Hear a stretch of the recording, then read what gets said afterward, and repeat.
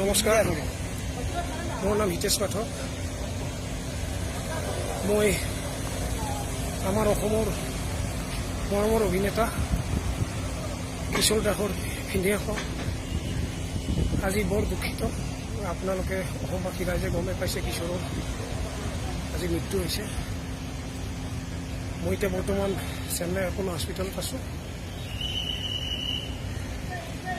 আমি তাৰ মৃতদেহটো অসমলৈ লৈ যোৱাৰ কাৰণে বহুত চেষ্টা কৰিলোঁ,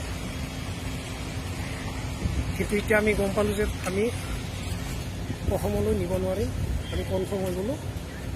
গতিকে তাৰ সৎকাৰ আমি চেন্নাইতে কৰিব লাগিব, কাৰণ তাৰ মৃত্যুৰ সময়ত ক'ভিড পজিটিভ পোৱা গ'ল।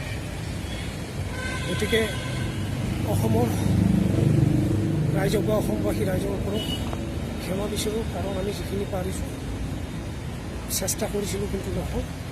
সেইটো আমিও কৰিব নোৱাৰোঁ। গতিকে আপোনালোকে ক্ষমা কৰিব। ধন্যবাদ।